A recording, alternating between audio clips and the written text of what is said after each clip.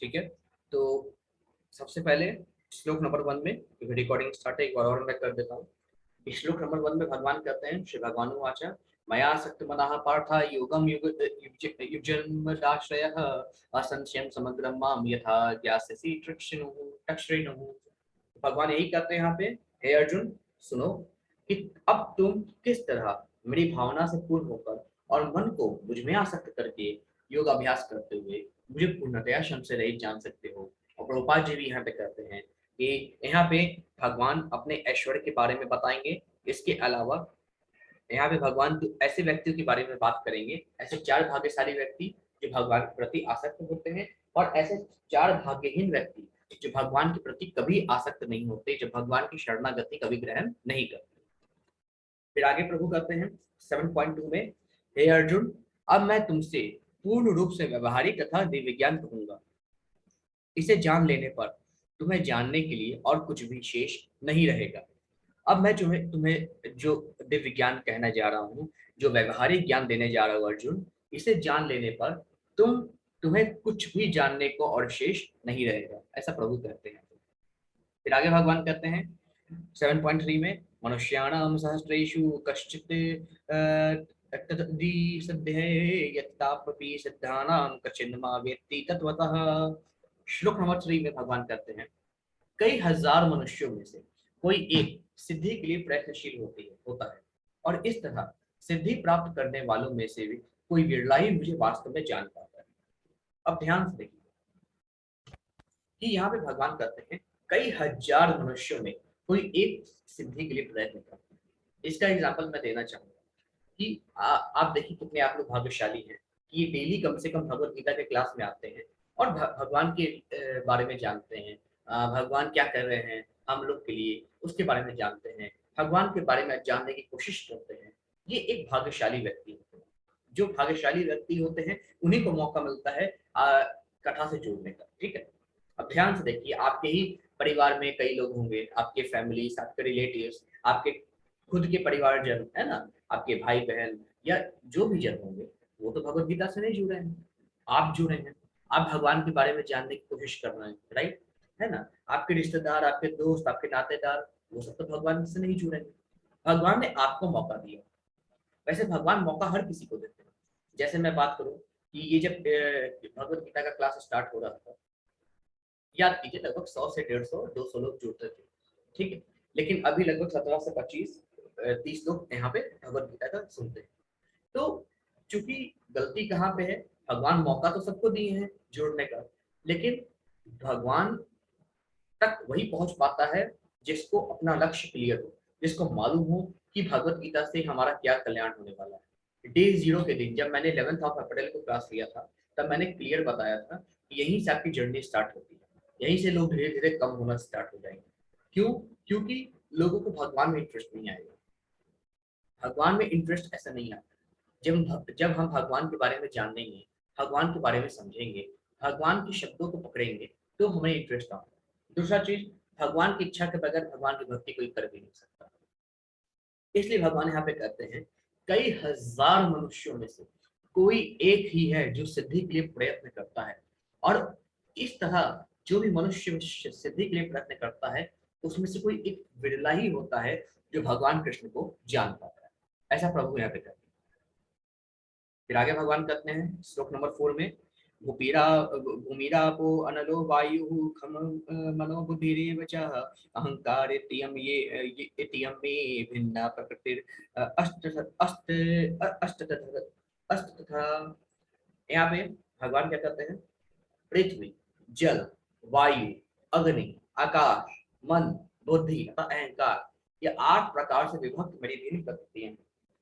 भगवान कहते हैं हे अर्जुन, मेरी जो प्रकृति है, विभिन्न प्रकृति जो पूरे संसार में विभक्त है, अलग अलग टुकड़ों में है, जो मैं मेरी प्रकृति पूरी तरीके से बिखरी हुई है, वह है पृथ्वी, अग्नि, जल, वायु, पृथ्वी, आकाश, मन, बुद्धि, अहंकार।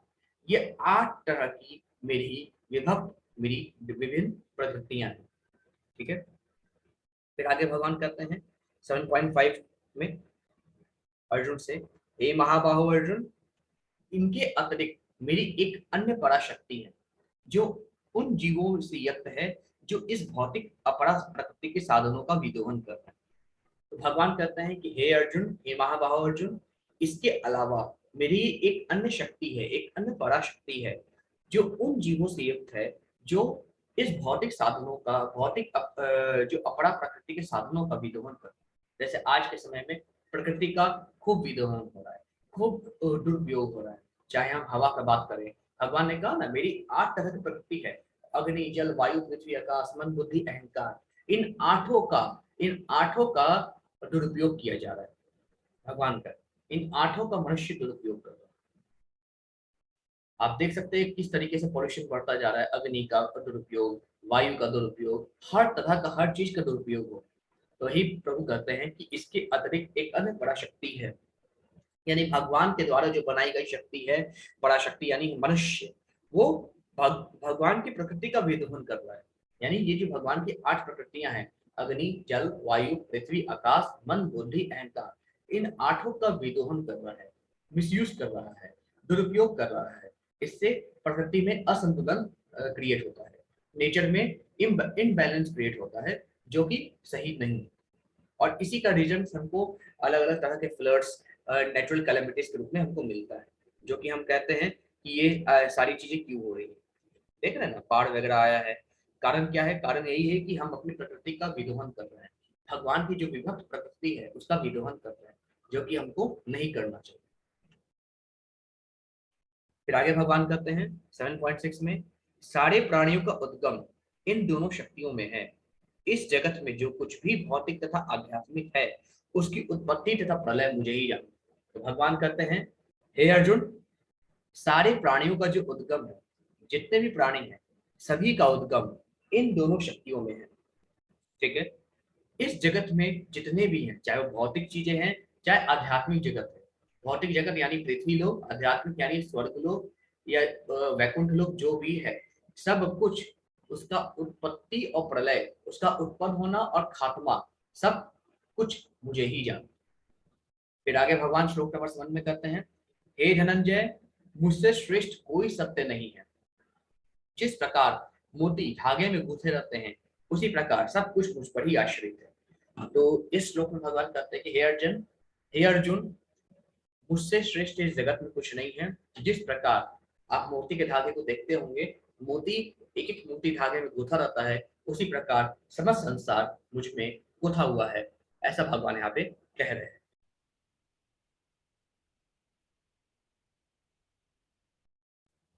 फिर आगे भगवान कहते हैं 7.8 में, रसोऽहमप्सु कौन्तेय प्रभास्मि शशि सूर्ययोः प्रणवः सर्ववेदेषु शब्दः खे पौरुषमनुष्युः।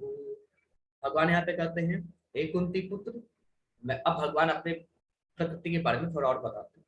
हे कुंती पुत्र, हे कौन्ते, मैं जल का स्वाद हूँ, सूरज तथा चंद्रमा का प्रकाश हूँ, वैदिक मंत्रों में ओमकार हूँ, आकाश में ध्वनि हूँ तथा मनुष्यों में सामर्थ्य हूँ।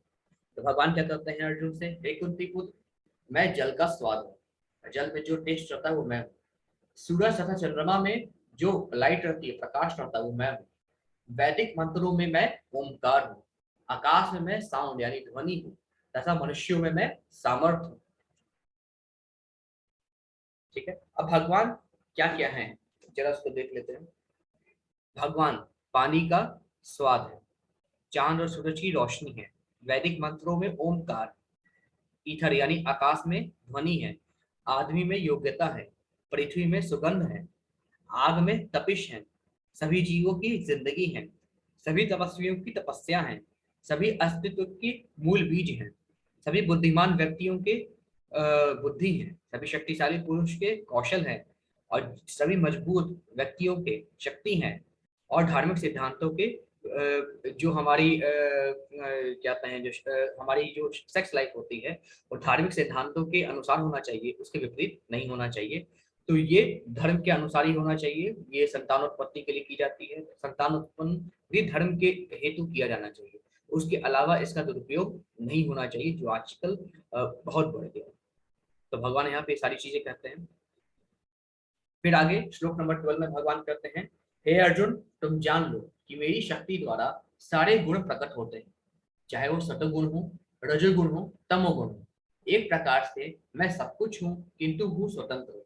मैं प्रकृति के गुणों के अधीन नहीं हूँ, अपितु वे मेरे अधीन हैं। तो भगवान कहते हैं, हे अर्जुन, ये जान लो, जो तीन गुण है, सतोगुण, रजोगुण, तमोगुण, ये सब के सब मेरी शक्ति से ही प्रकट होते हैं। एक प्रकार से मैं ही सब कुछ हूँ, लेकिन मैं डिपेंडेंट नहीं, मैं इंडिपेंडेंट हूँ। मैं सब कुछ हूँ, लेकिन मैं इनका कंट्रोलर हूँ। मैं कंट्रोल मुझे कोई कंट्रोल नहीं कर सकता, अपितु मैं सभी गुणों का कंट्रोलर हूँ। मैं प्रकृति के गुणों के अधीन नहीं हूँ, अपितु प्रकृति के जो गुण हैं वो मेरे अधीन है। फिर आगे भगवान 7.13 में कहते हैं, तीन गुण यानी रजो, सतो और तमो के द्वारा मोहग्रस्त से सारा संसार मुझ गुणातीत तथा विनाशी को नहीं जानता। भगवान कहते हैं, जो गुण मैंने बनाए हैं, इसके द्वारा मनुष्य मोहग्रस्त हो रहा है, और इसके द्वारा मोहग्रस्त होने के कारण ये समग्र संसार मेरे गुण को और मेरे अविनाशी स्वरूप को नहीं जान पाता।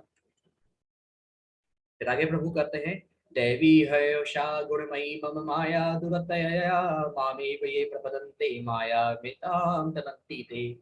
भगवान यहाँ पे कहते हैं, हे अर्जुन, प्रकृति के तीन गुणों वाली इस मेरी देवी शक्ति को पार कर पाना कठिन है, किंतु जो मेरे शरणागत हो जाते हैं वे सरलता से इसे पार कर जाते हैं। भगवान कहते हैं, अर्जुन, मैंने ही इस तीनों गुणों को बनाया है। तीन गुण को पार करना अत्यंत कठिन है, किंतु जो व्यक्ति मेरे शरणागत हो जाता है, जो व्यक्ति मेरी भक्ति करता है, जो व्यक्ति मुझमें अपने में मेरा दर्शन करता है, मेरा सदैव ध्यान करता है, उस व्यक्ति के लिए ये तीन गुणों को पार करना कठिन नहीं है। वो सरलता से इस चीज को पार कर सकता है, ऐसा भगवान यहाँ पे कहते हैं। फिर आगे प्रभु कहते हैं श्लोक नंबर 14 में, न मामनुसकृतनो मूढ़ा प्रवदन्ते नराधमः मायया पहृत ज्ञान आसुरं भवमाश्रितः।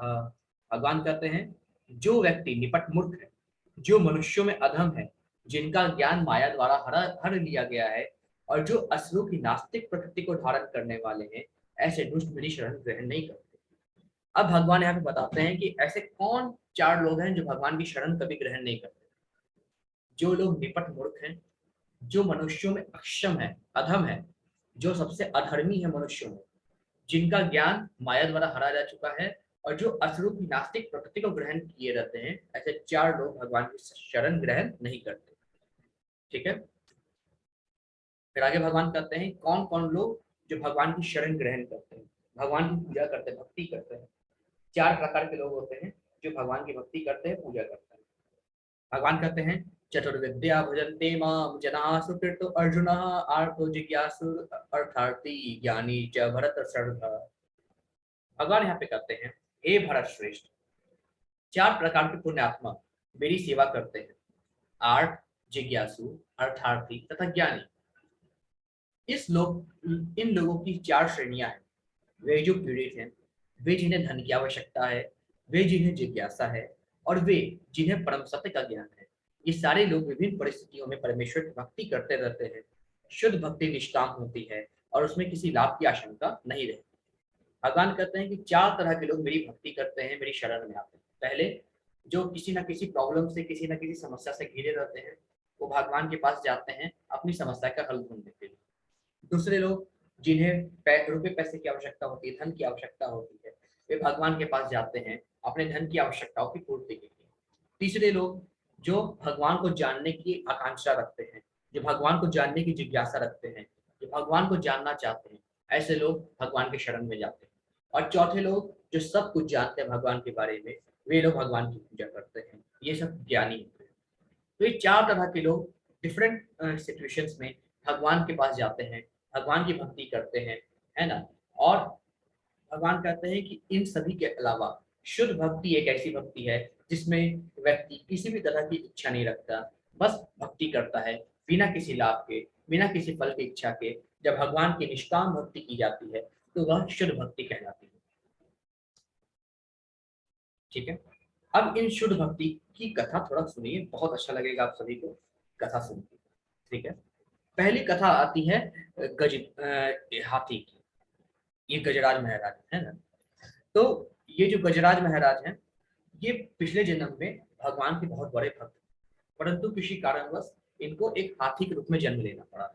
ठीक, तो जब हाथी के रूप में इन्होंने जन्म लिया तो जीवन भर जीवन भर सिर्फ और सिर्फ अपने परिवार के बारे में सोचते थे। एक समय की बात है, ये और इनका परिवार, इनकी पत्नी, इनके बच्चे जल क्रीड़ा कर रहे थे एक नदी में जाकर, और सभी लोग जल क्रीड़ा कर रहे थे। ये हाथी जो है अपने पूंछ से जल भरकर अपनी पत्नी पे फेंक रहा था, अपने बच्चों पे फेंक रहा था। तो एक तरह का सब मतलब कि खेल कर रहे थे जल में जाके। तभी क्या हुआ कि अचानक एक मगरमच्छ जो है, ये जो हाथी है, गजराज, उसका पैर पकड़ लेता है और पैर पकड़ के उसको नदी में ले जा रहा होता है। ठीक है, तो गजराज अब क्या होता है, सोचता है कि मैं बहुत पावरफुल हूँ, इस ये मगरमच्छ क्या करेगा। वो खूब छुड़ाने की कोशिश करता है, लेकिन वो नहीं छुड़ा पाता। जब वो डूबने लगता है तब पुकारने के लिए अपनी पत्नी को बुलाता है, अपने बच्चों को बुलाता है कि मुझे बचाओ, मुझे बचाओ, मुझे बचाओ। लेकिन फिर उसकी पत्नी और उसके बच्चे सभी लोग प्रयास करते हैं, अपना सुर इस हाथी के सुर में मिला के खींचने का प्रयास करते हैं, परंतु सभी प्रयास असफल होते हैं। और ये हाथी जो है धंसते जाता है नदी में, धंसते जाता है नदी में। और जब डूबने वाला होता है ना, और एकदम डूबने वाला होता है, तो अंत समय में इसको भगवान याद आते हैं, क्योंकि पिछले जन्म में भगवान का बहुत बड़ा भक्त था, तो इसको भगवान याद आते हैं। और भगवान याद आते हैं तो उसी समय एक फूल तोड़कर भगवान को अर्पण कर देता है। हे नारायण, हे कृष्ण, अब कोई मेरा सहारा नहीं है, मेरी रक्षा करो, मुझे दर्शन दो, मुझे बचाओ प्रभु। और जैसे ही ये कहते हुए पुष्प अर्पण करता है, भगवान नारायण गरुड़ में बैठे हुए वहां पे प्रकट हो जाते हैं और मगरमच्छ को अपने सुदर्शन चक्र से उसका वध कर देते हैं और गजराज की रक्षा करते हैं। तो यहाँ से दो चीज हमको सीखने को मिलती है। पहली चीज कि जब भी हम भगवान को शुद्ध हृदय से, बिना किसी इच्छा के शुद्ध हृदय से पुकारते हैं और दिल से पुकारते हैं भगवान को, तो भगवान अवश्य प्रकट होते हैं। परंतु पुकारना हमको है शुद्ध हृदय से। दूसरा चीज, यहाँ पे आप देखे हैं, मगरमच्छ को पहले मारे और उसके बाद गजराज को टाले, है ना, उनको मुक्त किए। तो यहाँ पे ये भावना भी आती है कि जब भी भगवान की हम पूजा करते हैं, अगर हम भगवान के भक्त के पैर पकड़ लेते हैं, तो सबसे पहले भगवान उसको टालते हैं जो भगवान के भक्त का पैर पकड़ा हुआ है ना। तो इसलिए ये कहा जाता है कि अगर हम किसी भगवान के भक्त, किसी ऐसे गुरु की शरण में जाएं जो भगवान के भक्त हो, तो हमारा कल्याण जल्दी होता है। जिस प्रकार मगरमच्छ का कल्याण हुआ, उसी प्रकार से हम सबका कल्याण तुरंत होता है। इसलिए हम सभी को अवश्य ही गुरु की शरण में जाना चाहिए। तो ये गजराज की कहानी है। अब आगे द्रौपदी की कहानी बताते हैं। महाभारत, ये महाभारत के समय की कहानी है, जहाँ पे कौरव और पांडव के बीच जीव सभा चल रही थी, जुआ का खेल चल रहा था। पांडव सब कुछ हार चुके थे, आखिरी में उन्होंने अपनी पत्नी को दांव पे लगा दिया था। शकुनी मामा के चाल के कारण वो ये भी हार गए। फिर दुर्योधन ने दुशासन को कहा कि जाओ, द्रौपदी को केश से पकड़कर, बाल से खींचकर उसके महल से लेकर बीच सभा में लाओ और उसके वस्त्र उतारो। जब दुशासन उसके वस्त्र उतारने लगा, तो द्रौपदी ने सबको पुकारा, लेकिन किसी ने उनकी रक्षा नहीं की। अपने पतियों को कहा, उनके पति भी किसी प्रकार से उनकी सहायता नहीं कर पाए। जितने भी वहां वरिष्ठ जन बैठे थे, धृतराष्ट्र से लेकर भीष्म पितामह से लेकर गुरु द्रोणाचार्य, कृपाचार्य, जितने भी लोग थे, सभी से गुजारिश की कि मेरी रक्षा कीजिए, मेरी लाज की रक्षा कीजिए, मैं आपकी कुलवधू हूँ। लेकिन किसी ने एक शब्द नहीं बोलने की कोशिश की। जब दुशासन इनके वस्त्र हरण करने लगा, इनके कपड़े उतारने लगा, तो फिर अंत समय में भगवान कृष्ण को द्रौपदी ने पुकारा, हे गिरधारी, हे कृष्ण, अब आप ही सहारा है, मेरी रक्षा कीजिए। जैसे ही ये द्रौपदी ने बोला, तुरंत भगवान कृष्ण प्रकट हो गए और उन्होंने उन्होंने अपने हाथ से, उनके हाथ से एक लंबी साड़ी निकली और दुशासन वस्त्र खींचता रहा, साड़ी खींचता रहा, वो साड़ी कभी खत्म नहीं हुई। साड़ी खींचते खींचते खींचते खींचते दुशासन बेहोश हो गया, लेकिन वो साड़ी खत्म नहीं हुई। भगवान कृष्ण की कृपा से द्रौपदी की लाज की रक्षा हुई। तो यहाँ पे ये भी कहा जाता है कि जब कोई काम नहीं आता तो कृष्ण भगवान अवश्य काम आते हैं। इसलिए हमें हमेशा भगवान श्री कृष्ण को अपने हृदय में रखना चाहिए, उनकी लीलाओं को याद रखना चाहिए, भगवान कृष्ण के बारे में सदा ही उनकी भक्ति करनी चाहिए और हमेशा अपने आप को पूर्ण रूप से कृष्ण के समर्पित होना चाहिए। ये जो तीसरी कथा है, ये आती है जब वेद व्यास जी, जो कि हमने आपको बताया था पहले कि वेद व्यास किसके पुत्र थे, जो महाराज शांतनु की जो पत्नी थी, है ना, तो उनके विवाह से पूर्व जो ऋषि थे उनके साथ संबंध के कारण वेद व्यास जी का जन्म हुआ था। तो वेद व्यास जी की कहानी आती है कि वेद व्यास जी और उनकी पत्नी को कोई संतान नहीं। तो एक समय क्या था कि शिव जी जो है, एक समय क्या था, शिव जी पार्वती जी को कैलाश पे कथा सुना रहे थे भगवान के बारे में, भगवान की विभिन्न कथाओं का गान कर रहे थे। कौन गान कर रहे थे? शिव जी। जी पूजा माता जी, प्रसन्न मुनि, पाराशर मुनि, उन्हीं की बात कर रहा हूँ। ठीक है। तो एक बार की बात है कि भगवान शिव जो है पार्वती मैया को कहानी सुना रहे थे, भगवान की कहानी सुना रहे थे, भगवान नारायण की। लेकिन क्या है, कहानी सुनते सुनते मैया को जो है नींद आ गई। लेकिन शिव जी को लगा कि माता पार्वती कहानी सुन रही है। लेकिन तभी उन्होंने देखा कि पार्वती जी तो सो रही है, फिर कहानी कौन सुन रहा है? तो उन्होंने देखा कि एक छोटा सा पक्षी यानी एक तोता वो कहानी सुन रहा है। जब बाबा शिव ने देखा कि मेरी बिना परमिशन की, क्योंकि कथा तभी सुननी चाहिए जब सामने वाले को पता हो कि आप उनकी कहानी सुन रहे हो। चोरी से कभी भी किसी की कथा नहीं सुनना चाहिए। तो जब ये हुआ तो बाबा शिव त्रिशूल लेकर उस छोटे तोते की ओर दौड़े, और वो तोता उड़ता उड़ता उड़ता उड़ता अपने प्राण बचाता हुआ वेद व्यास जी की पत्नी के गर्भ में प्रवेश कर गया, और 12 वर्ष तक गर्भ से बाहर नहीं आया। जब गर्भ की पीड़ा से वेद व्यास जी की पत्नी कराहने लगी, तब उन्होंने भगवान नारायण को याद किया। भगवान नारायण प्रकट हो गए और उनसे बोले, और उन्होंने इनकी पत्नी ने प्रार्थना किया, हे प्रभु मेरे इस कष्ट का निवारण करो, मुझे बहुत पीड़ा हो रही है, इस बालक का जन्म नहीं हो रहा है, 12 वर्ष से मेरे गर्भ में स्थित है। भगवान नारायण कहते हैं कि हे उस बालक से कहते हैं जो कि शिशु के रूप में था। ठीक है। तो जब उनसे कहते हैं तो वो कहते हैं कि हे नारायण, जब नारायण भगवान कहते हैं कि आप बाहर आ जाइए, ठीक है, आप जन्म ले लीजिए, आप क्यों बाहर नहीं आ रहे हैं? तो वो कहते हैं, जो तोते के रूप में गुस्से थे, कि मैं बाहर नहीं आऊंगा, मैं बाहर आऊंगा प्रभु तो मुझे आपकी माया घेर लेगी, आपकी माया घेर लेगी तो फिर मैं सांसारिक व्यक्ति की तरह हो जाऊंगा। तो नारायण भगवान ने कहा कि ठीक है, मैं आपको वचन देता हूँ, आपको कोई माया नहीं करेगी। तो जैसे ही भगवान ने वचन दिया तो श्री शुभ जी की का पदार्पण यहाँ पे हो गया। तो यहाँ पे आप देख सकते हैं कि किस प्रकार से वेद व्यास जी के पुत्र यहाँ पे जन्म लिए, और जब पीड़ा में थी इनकी माँ, तो भगवान नारायण को स्मरण किया। फिर आगे बताते हैं कथा, जहाँ पे ये कौन है, ये राजा परीक्षित हैं और वेद व्यास जी के पुत्र हैं, बेटे हैं। ये कथा सुना रहे हैं परीक्षित महाराज को। जब परीक्षित महाराज को श्राप लगा था कि 7वें दिन दक्षक नाग के काटने के कारण तुम्हारी मृत्यु हो जाएगी, तो उसी क्षण उन्होंने सभी राजपाट त्याग दिया, सब कुछ त्याग दिया, और वन में जाके जो वेद व्यास जी के पुत्र थे उनसे विनती करते हैं, नैमिष साधन में जाके विनती करते हैं, हे प्रभु जिसकी मृत्यु 7वें दिन है, उसको क्या करना चाहिए? तो ये बताते हैं प्रभु, ये बताते हैं कि हे राजा परीक्षित, हे राजन, जिसकी मृत्यु 7वें दिन हो उसको श्रीमद् भागवतम का पाठ करना चाहिए, उसको श्रीमद् भागवतम की कथा सुनना चाहिए, वो अवश्य ही भगवान कृष्ण के शरण में जाता है। तो इस प्रकार से जब इनकी मृत्यु आई तो अवश्य अपने कल्याण के लिए एवं संसार के कल्याणार्थ ये वेद व्यास जी के पुत्र के पास गए। फिर ये 5वीं कथा आती है ध्रुव महाराज की। ध्रुव महाराज, इनकी दो माता थी, सुनीति और सुरुचि। जो इनके पिता थे जो इनके पिता थे तो इनके जो पिता थे, इनकी दो माता थी। पहली माता जो इनकी सगी माता थी सुरुचि, और एक सुनीति थी जो इनकी सौतेली माता थी। सुनीति को पसंद नहीं था कि सुरुचि का बेटा यानी ध्रुव अपने पिता के गोद में बैठे अपने पिता के साथ कोई भी संबंध रखे। तो एक समय जो ध्रुव महाराज हैं अपने पिता के गोद में बैठे थे, तो सुनीति ने उनको धक्का मार के अपने पिता के गोद से गिरा दिया और कहा कि तुम इस लायक नहीं हो कि अपने पिता के गोद में बैठो। अगर तुम्हें अपने पिता के गोद में बैठना है तो तुमको मेरे कोख से जन्म लेना पड़ेगा। तो ध्रुव महाराज बहुत दुखी हुए, अपने माता के पास गए, सुरुचि के पास, और उनसे कहा कि माता ये ऐसा ऐसा मेरे साथ हुआ। तो उनकी माता ने कहा कि डरने की कोई बात नहीं बेटा, तुम क्यों अपने पिता के गोद में बैठने की जिद कर रहे हो? बैठना है तो जगत पिता के गोद में बैठो ना, कृष्ण की गोद में बैठो, जाओ उनकी तपस्या करो। तो ध्रुव महाराज जिनकी उम्र 5.5 वर्ष थी, वे निकल गए जंगल में भगवान को ढूंढने। तो जब भगवान को ढूंढने निकल गए तो रास्ते में उनको नारद जी मिले।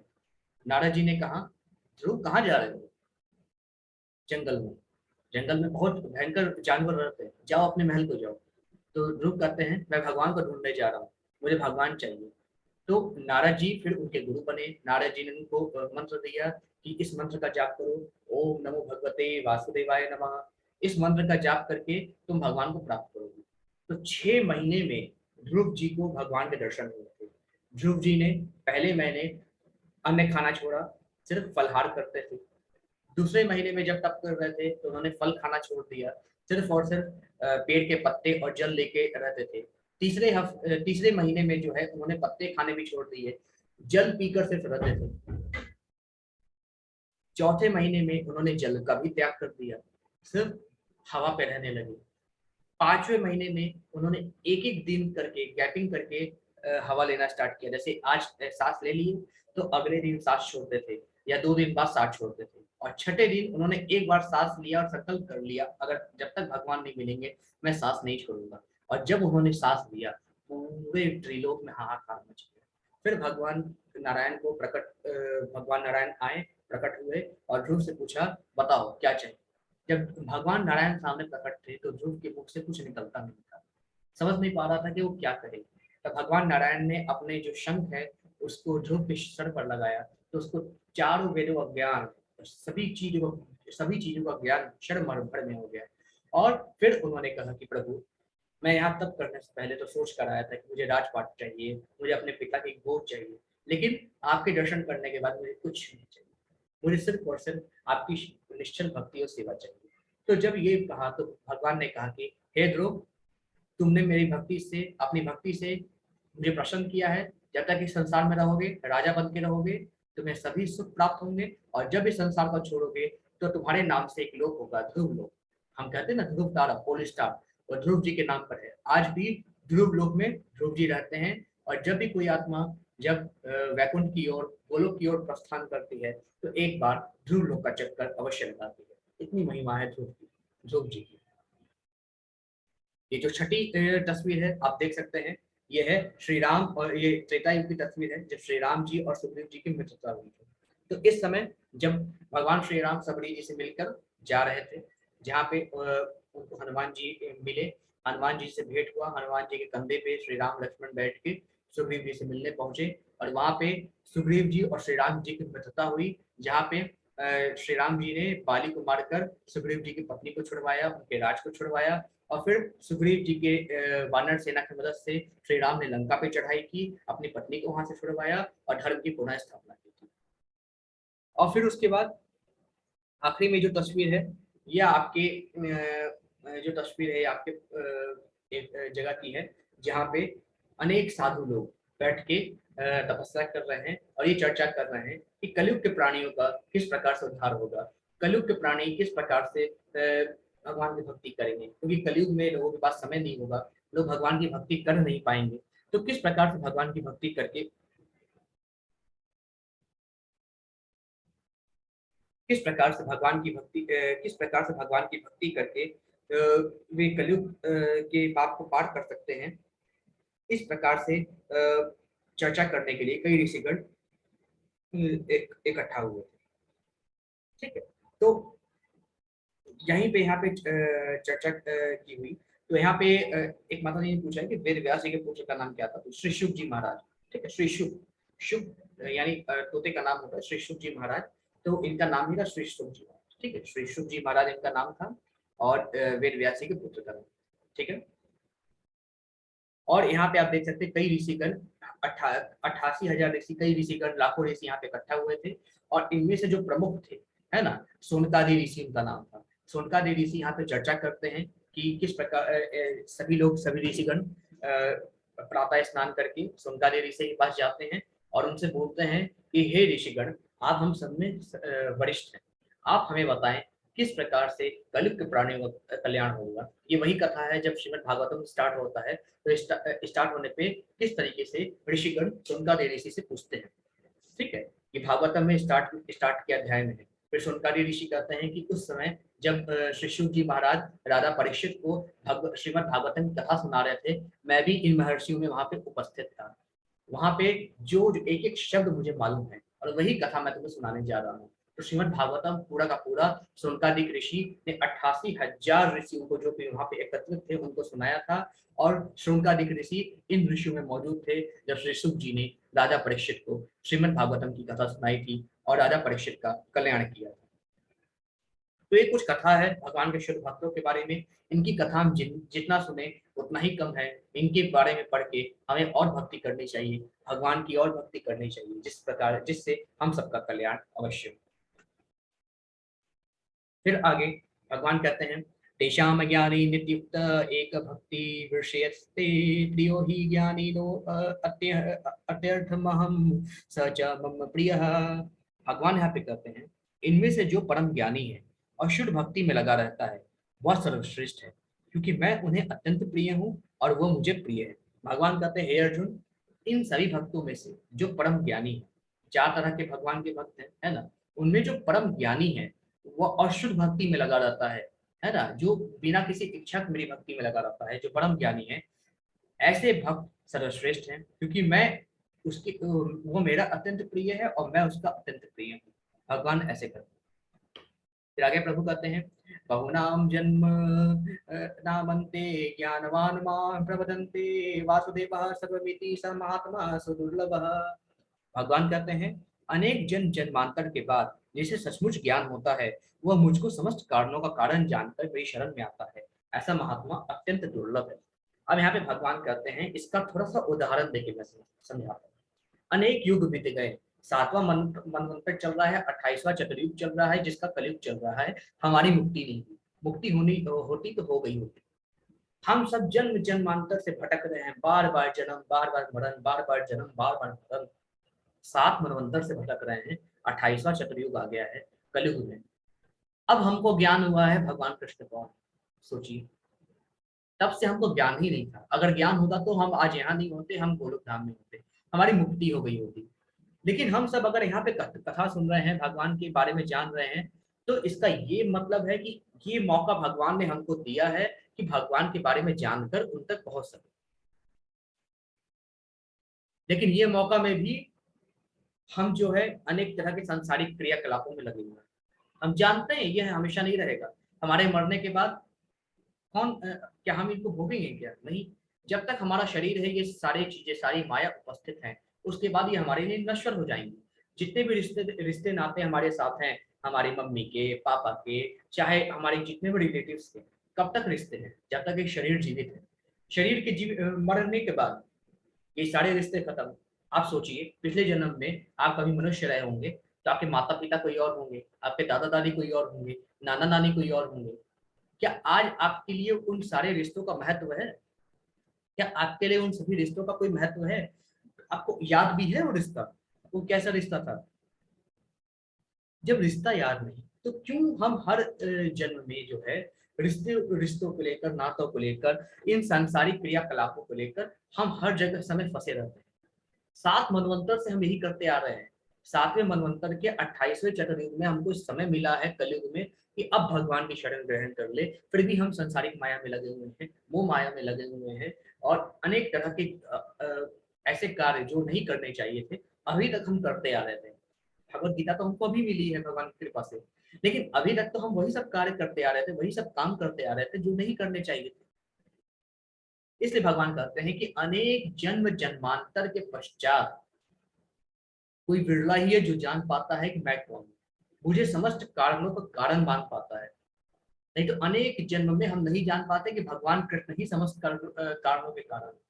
भगवान कहते हैं कि अनेक जन्म जन्मांतर के पश्चात हम जान पाते हैं कि मैं कि भगवान कृष्ण समस्त कारणों के कारण है। और ऐसा महात्मा अत्यंत दुर्लभ है, कई जन्मों के बाद कोई जान पाता है। हमें मौका मिला है, 7 मनवंतर, 7वां मनवंतर चल रहा है, 28वां चतुर्युग का कलयुग। भगवान कृष्ण को आए 5117 साल हुए हैं। सिर्फ एक कल्प में भगवान अवतार लेते हैं। 14 मनवंतर में, 7वें मनवंतर के 28वें चतुर्युग के द्वापर के अंत में भगवान अवतार लेते हैं, द्वापर के आखिरी चरण में। और हमें मौका मिला है भगवान कृष्ण के बारे में जानने का, भगवान कृष्ण को जानने का, भगवान कृष्ण की भक्ति करने का। ऐसा शुभ मौका, ऐसा शुभ संयोग कभी उपस्थित नहीं होता। इसलिए हम सबको प्रयत्न करना चाहिए कि भगवान कृष्ण की भक्ति करके उन तक इस जन्म में तो अपना उद्धार कर लें, क्योंकि आगे तो संभव ही नहीं है। जब अभी तक संभव नहीं हुआ तो आगे क्या संभव हो पाएगा। अभी तो भगवान की कथा चल रही है, आगे जाके कथा हो ना हो कौन जाने, है ना। लेकिन भगवान का हरि नाम ही एक उद्धार का एकमात्र साधन है। इसलिए हमको मैक्सिमम कोशिश करना चाहिए, कम से कम एक माला स्टार्ट करें, धीरे धीरे उसको 16 माला तक ले जाएं। पूरे जीवन में कम से कम हरे कृष्ण महामंत्र का जाप अवश्य करें, और साथ में 5 मिनट या 10 मिनट पूरे परिवार के साथ साथ में कीर्तन अवश्य करें। जरूर आपके जीवन में परिवर्तन आएगा। ठीक है। फिर आगे भगवान कहते हैं 7.20 में, जिनकी बुद्धि भौतिक इच्छाओं द्वारा मारी गई है वे देवताओं की शरण में जाते हैं और वे अपने अपने स्वभाव के अनुसार पूजा विशेष विधि विधानों का पालन करते हैं। आगे भगवान कहते हैं 7.21 में, मैं प्रत्येक जीव के हृदय में परमात्मा स्वरूप स्थित हूँ। जैसा कि कोई किसी देवता की पूजा करने की इच्छा करता है, मैं उसकी श्रद्धा को उसी पर स्थित करता हूँ जिससे वह उसी विशेष देवता की भक्ति कर सके। भगवान अब यहाँ पे कहते हैं जीव को मुझे सभी कारणों का कारण मानना चाहिए। वो अलग अलग देवताओं को मानते रहता है, ये देवता है भगवान, ये देवता भगवान है, हम भी मानते हैं।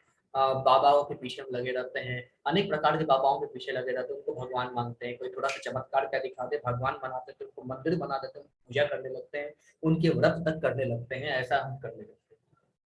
सोचिए, हम अनेक जन्म से यही तो करते आ रहे हैं, किसी बाबा किसी साधु बाबा के पीछे, किसी देवता के पीछे लगे रहते हैं, है ना। तो देवता के पीछे लगेंगे, उनके लोग जाएंगे वापस, धरती लोग पड़ी यहाँ मुक्ति नहीं है। जब तक हम कृष्ण भगवान को कारणों का कारण नहीं मानेंगे, जब तक उनको भगवान नहीं मानेंगे, तब तक हमारी मुक्ति असंभव है। भगवान वही कहते हैं, जो निपट मूर्ख है, जिनकी बुद्धि भौतिक इच्छाओं द्वारा मारी गई है, वे ही अलग अलग देवताओं की पूजा करते हैं अपनी सांसारिक इच्छाओं को पूर्ण करने के लिए। सिर्फ सांसारिक इच्छाओं को पूर्ण करने के लिए। किसी का बेटा नहीं है, किसी का पुत्र उनकी बात नहीं सुनता, किसी का बेटे की शादी नहीं हो रही है, कोई घर में क्लेश है, घर का दुख है, सिर्फ देवताओं के पीछे अपने संसार के सुख के लिए दौड़ते रहते हैं, अपनी मुक्ति के लिए, अपने उत्थान के लिए कुछ सोचता ही नहीं है। लोग सोचते हैं कि हम यहाँ हमेशा रहने वाले हैं, मेरा घर मेरा परिवार सब कुछ सुख है। कभी सोचा है हमारी आत्मा का क्या है? भूल गए हैं हम यहाँ पे आए अपने मुक्ति के लिए हैं। क्या हम मुक्ति के लिए कभी कुछ करते हैं क्या? सिर्फ और सिर्फ संसार के लिए ही हम सब काम सब कार्य करते रहते हैं, जो कि सही नहीं। अभी हमें ज्ञान हुआ है, कम से कम अभी भी अगर हम संभल जाएं तो हमारा उद्धार है, अन्यथा हमारा उद्धार फिर आगे इस कलयुग में तो नहीं ही है। क्योंकि अभी ये समय है, अभी ये वक्त है जब भगवान की भक्ति कर सकते हैं, अन्यथा आगे नहीं। भगवान फिर भी देखिए कितने दयालु हैं। कहते हैं भले कोई देवी देवता की पूजा करे निपट मूर्ख है, लेकिन मैं इतना दयालु हूँ कि मैं उसकी श्रद्धा उसी देवता या देवी देवता में स्थिर कर देता हूँ कि वह उनकी भक्ति कर सके। फिर भगवान कहते हैं 7.22 में, ऐसे श्रद्धा से समन्वित वह देवता विशेष की पूजा करने का यत्न करता है और अपनी इच्छा की पूर्ति करता है, किंतु वास्तविकता तो यह है कि ये सारे लाभ केवल मेरे द्वारा प्रकट है। भगवान कहते हैं कि जब कोई व्यक्ति श्रद्धा से अपने देवी देवताओं की पूजा करता है, कुल देवी देवताओं की पूजा करता है, तो वहां पे भी वह अपनी इच्छा चाहता है कि मेरी इच्छा पूरी हो जाए। भगवान कहते हैं मेरे आज्ञा के बिना या मेरे परमिशन के बिना,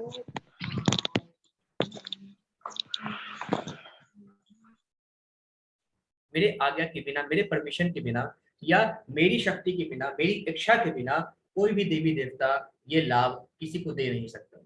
तो भगवान कहते हैं कि भले कोई देवी देवता की कितनी भी श्रद्धा से पूजा करे, लेकिन जो भी लाभ देवी देवता तुमको देते हैं, असल में वो सब मेरे द्वारा प्रदत्त है, मेरी इच्छा से ही मिलता है।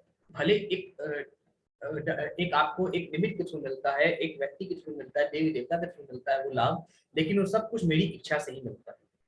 7.23 में भगवान कहते हैं अल्प बुद्धि वाले व्यक्ति देवताओं की पूजा करते हैं और उन्हें प्राप्त होने वाले फल सीमित तथा क्षणिक होते हैं। देवताओं की पूजा करने वाले देवलोक को जाते हैं, किंतु मेरे भक्त अंततः मेरे परम धाम को प्राप्त होते हैं।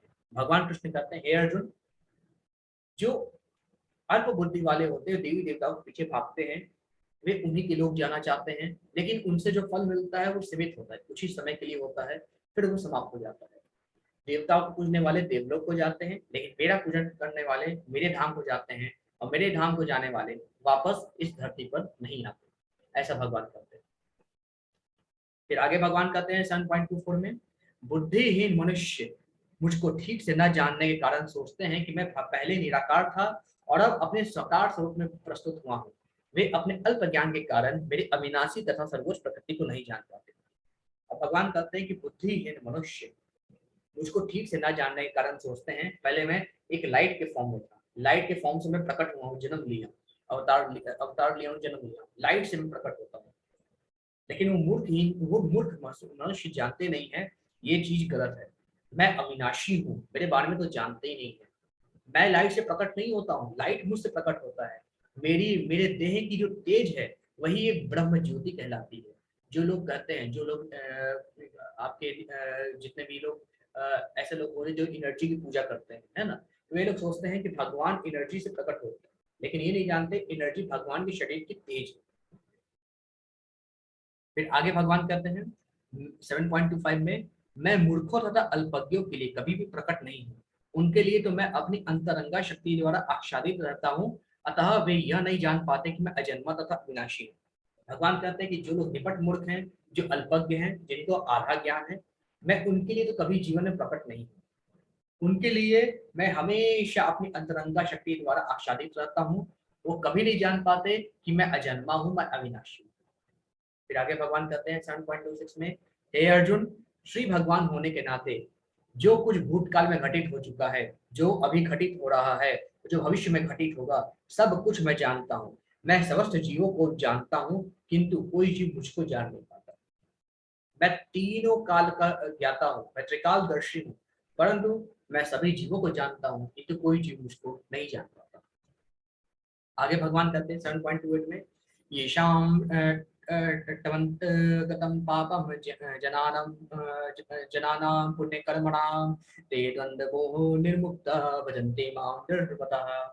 भगवान कहते हैं, जिन मनुष्यों ने पूर्व जन्मों में तथा इस जन्म में पुण्य कर्म किए हैं और जिनके पाप कर्मों का पूर्णतया उपच्छेदन हो चुका है, वे मोह के द्वंद्वों से मुक्त हो जाते हैं और वे संकल्प पूर्वक मेरी सेवा में तत्पर होते हैं। भगवान कहते हैं, हे अर्जुन, जो मनुष्य पूर्व जन्मों में तथा इस जन्म में उन्होंने पुण्य के कर्म किए हैं और जिनके पाप कर्म पूर्णतः खत्म खत्म हो चुके हैं, जो मोह के द्वंद्वों से, मोह माया से ऊपर उठ चुके होते हैं, वे ऐसे लोग मेरी सेवा में तत्पर होते हैं।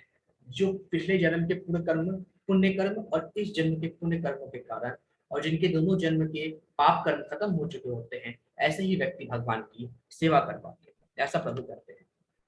फिर आगे भगवान कहते हैं, साधीभूतादिदैवं मां साधि यज्ञं च ये विदुः प्रयाण काले अपि च मां ते विदुर्य अक्तचेतसः।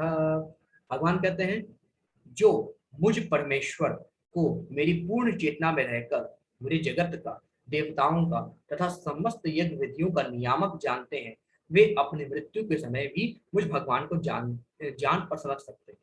तो भगवान कहते हैं कि जो व्यक्ति मुझ परमेश्वर की पूर्ण चेतना में रहकर मेरे जगत का, देवताओं का और जितने भी जीव हैं उन सबका नियामक जानता है, उन सबका एडमिनिस्ट्रेटर जानता है, वे अपनी मृत्यु के समय मुझ भगवान को जानता है, मुझ भगवान को समझ सकता है, ऐसा प्रभु हमें कहते हैं। फिर आगे इस अध्याय से संबंधित श्रीला प्रभुपाद जी के कुछ शब्द हैं। यह 7वां अध्याय विशेष रूप से बताता है कि कोई किस प्रकार से पूर्णतया कृष्ण भावना भावित हो सकता है। कृष्ण भावना का शुभारंभ, कृष्ण भावना का जो शुभारंभ है, ऐसे व्यक्तियों के सानिध्य से होता है जो कृष्ण भावना भावित होते हैं। ऐसा सानिध्य आध्यात्मिक होता है और इससे मनुष्य प्रत्यक्ष भगवान के संसर्ग में आता है और भगवत कृपा से वह कृष्ण को भगवान समझ सकता है। साथ ही वह जीव के वास्तविक स्वरूप को समझ सकता है और यह समझ सकता है कि किस प्रकार कृष्ण को भुलाने से वह प्रकृति के नियमों द्वारा बंधा हुआ है। वह यह भी समझ सकता है कि यह मनुष्य जीवन कृष्ण भावनामृत को पुनः प्राप्त करने के लिए मिला है, अतः इसका सदुपयोग परमेश्वर की अहेतुक कृपा प्राप्त करने के लिए करना चाहिए। तो ये चैप्टर नंबर 7 यहीं पे समाप्त होता है, जहाँ पे हमने देखा कि भगवान कृष्ण बताते हैं कि जन्म जन्मांतर में कई जन्म लेने के बाद भी हमको भगवान कृष्ण के बारे में जानने का मौका मिलता है। हम उनको कारणों का कारण जान पाते हैं, है ना, कई जन्मों के बाद। तो अभी हमें मौका मिला है, अभी हमें भगवान को जानना चाहिए, समझना चाहिए। जो व्यक्ति भगवान को अविनाशी मानता है, अजन्मा मानता है, वो सर्वश्रेष्ठ है, सन्यासी है। लेकिन जो अल्पज्ञ मनुष्य भगवान को नहीं जानते, भगवान को नहीं मानते, उनके स्वरूप को नहीं जान पाते, वे अल्पज्ञ है, निपट मूर्ख है। कई ऐसे व्यक्ति है जो भगवान को समझते हैं कि एनर्जी में से भगवान प्रकट होते हैं, जबकि ये गलत है। भगवान के शरीर के जो तेज है उससे एनर्जी प्रकट होती है। भगवान को हमेशा अविनाशी अजन्मा हमको मानना चाहिए, सभी कारणों का कारण मानना चाहिए, सभी जीवों का नियामक मानना चाहिए। तभी हम जान पाएंगे कि भगवान कौन है। और जब हम जान पाएंगे तो हमारी मुक्ति निश्चित रूप से कन्फर्म होगी। ठीक है, तो इसमें कुछ भी संदेह नहीं है, ऐसा भगवान यहाँ पे कहते हैं। तो ये चैप्टर 7 यहीं पे समाप्त हुआ। किसी को कोई प्रश्न कोई क्वेश्चन हो तो आप लोग हैंड रेस कर सकते हैं, या आप लोग चैट बॉक्स में लिख सकते हैं कि आपको कुछ सवाल हो। जी माता जी, बताया था मैंने चैप्टर 7 में बेसिकली ज्ञान विज्ञान योग के बारे में बताया गया। ज्ञान विज्ञान योग में हमने ये देखा कि किस तरीके से भगवान कहते हैं कि मेरी शरण में आओ, मेरी भावना से भावित हो, मेरी भक्ति करो। भगवान यही कहते हैं। दूसरी चीज यहाँ पे कहते हैं भगवान कि मेरी भक्ति हर किसी को नहीं मिलती। कई हजार मनुष्यों में से कोई एक व्यक्ति जो है मेरी पूजा के लिए यत्न करता है, मेरी पूजा के लिए प्रयत्न करता है। हर किसी को मेरी भक्ति प्राप्त नहीं होती। यहाँ पे मैंने उदाहरण दिया था कि आप सभी लोग यहाँ पे आ रहे हैं, आपके रिश्तेदार नातेदार भगवत गीता से नहीं जुड़े, वे अभी भी कई तरह के सांसारिक क्रियाकलापों में लगे हुए हैं। आप भाग्यशाली हैं तो आप जो भगवत गीता से जुड़े। तो यही एक उदाहरण है कि जहाँ पे हम कह सकते हैं कि हर किसी को भगवान की शरण प्राप्त नहीं होती। भगवान ये भी कहते हैं जन्म जन्मांतर से, जन्म कई जन्म लेने के पश्चात, कई जन्म लेने के पश्चात फिर हमें हरि भक्ति प्राप्त होती है। और वो भी अगर हम यहाँ पे कई शुद्ध भक्तों की चर्चा की गई है, तो उन्होंने शुद्ध मन से पवित्र मन से भगवान को पुकारा था। तो इस जन्म में हमें भगवान की भक्ति करते हुए हमेशा उनको शुद्ध मन से पवित्र मन से पुकारना चाहिए, तभी भगवान हमारे रक्षा के लिए आएंगे, हमें भाव सागर से पार लगाएंगे। जैसे भगवान ने यहाँ पे ये कहा था कि जो व्यक्ति मेरी भक्ति करता है तीनों गुणों से वो ऊपर उठ जाता है और सरलता से उससे बाहर निकल आता है, और मैं स्वयं उसका हाथ पकड़ कर उसको बाहर निकलता हूँ।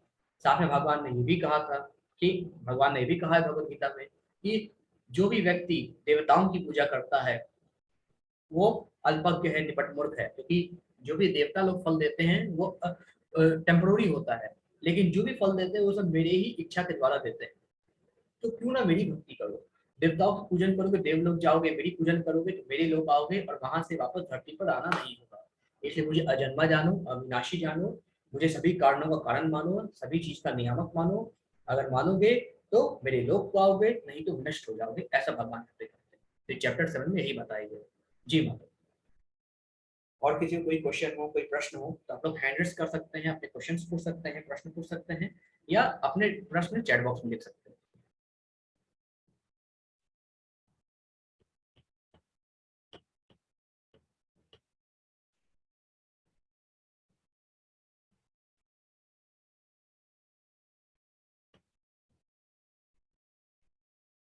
बिल्कुल माता जी, हरि भक्ति हर किसी को नहीं मिलती जब तक कृष्ण की कृपा नहीं होती। अभी 6 मनवंतर से भटक रहे हैं, 7वें मनवंतर के 28वें चतुर्युग में हमको भगवान की भक्ति मिली है, और वो भी अभी मिली है। पहले हम ऐसे ही जीवन जी रहे थे। तो जब तक भगवान की इच्छा नहीं होती तब तक ये हमें नहीं मिल पाता। जी माता।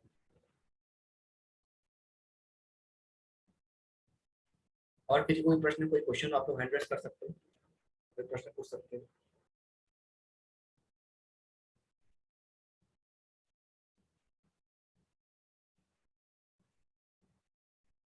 ठीक है, कोई प्रश्न नहीं है तो फिर मैं क्लास एंड करता हूँ। हरे कृष्ण सर।